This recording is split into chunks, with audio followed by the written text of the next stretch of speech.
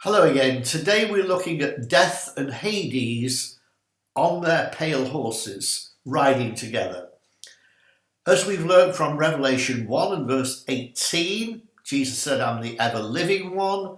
I died, but see, I'm alive, and I possess the keys of death and Hades." He's the one with the authority to release these horsemen. And these two were given authority and power over a fourth part of the earth to kill with the sword, with famine, with plague, and with wild beasts of the earth. And that's what I want to look at today. It's the Lamb of God who gave them the power. It's the Lamb of God pouring out this judgment.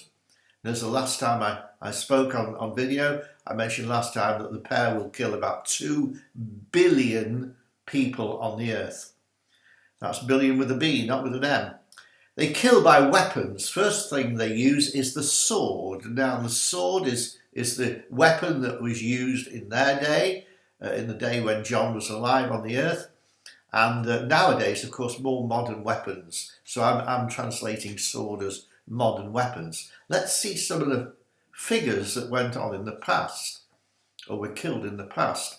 In the First World War, 1914-1918, an average of 6,000 men were killed every day during the 1,500 days of the war. Total dead, 15 million. In the Second World War, 1939-45, 55 million were dead.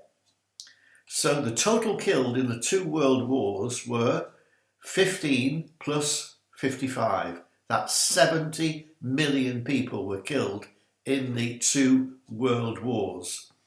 Those that will be killed after the fourth seal is open will be 2,000 million, 2 billion.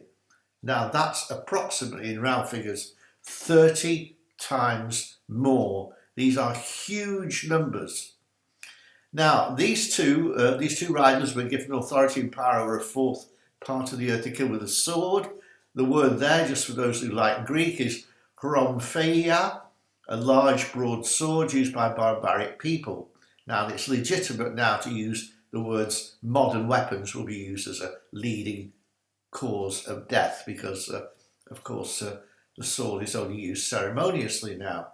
Modern weapons will include rocket launchers, missiles, bombs, chemical weapons like chlorine, phosgene, mustard gas, and so-called Novichoks from Russia, the nerve gases. They will be used during the tribulation period.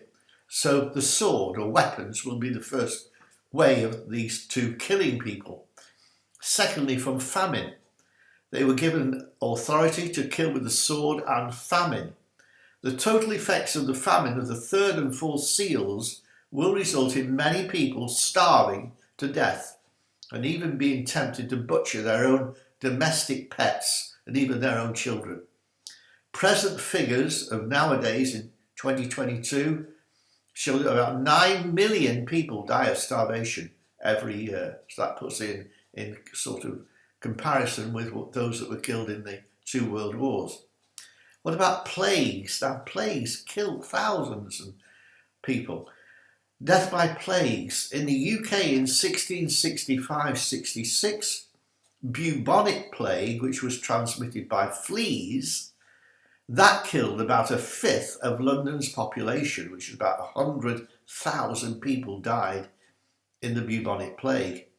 That was limited to London, but in 1918, the great influenza plague killed about 3 times as many as died in battle in the First World War. That's about 45 million died in the great influenza plague. So that was a really big plague. Now, with our modern medicines, we think, well, that's not going to happen nowadays. We can treat influenza and bubonic plague. We've got the antibiotics and so on for that. It seems unlikely in the 21st century that plagues could kill large numbers of the population. COVID-19 killed 6.3 million. That's a modern plague. We didn't expect it, and it came. 6.3 million people were killed by COVID. Now, this unusual one, death from wild beasts. These two riders were given authority with a sword, famine, plague, and wild beasts. Now, depending on which country you live in, wild beasts may include snakes, which in Africa have bitten some of my DHMI partners, may or may exist in your country. They don't exist in France, but they probably exist. Or anyway, I've not seen one, but there are many countries where wild beasts are in the wild, they're in the countryside. But think about it. Even in countries where wild beasts are not in the countryside, there are zoos. 10,000 zoos in the world. And during the tribulation, these animals may get freed. And so you've got a hungry tiger.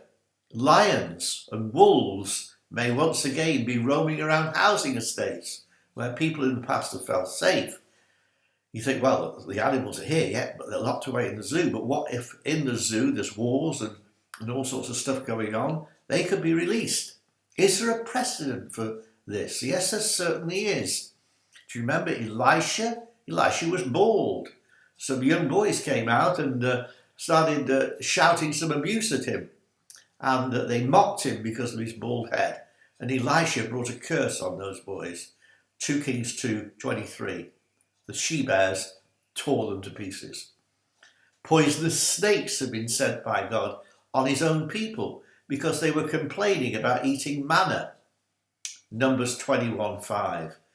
God has also used hornets against Joshua's enemies, the Amorites, in Joshua 24 and verse 1. Now, as Amos prophesied, woe unto you who desire the day of the Lord. Why would you want the day of the Lord? It is darkness, not light. It is as if a man fled from a lion and a bear met him, or he went into the house and leaned with his hand against the wall, and a serpent bit him. That's Amos 5:18 and 19. So Amos had some insight into these horrible times that are coming.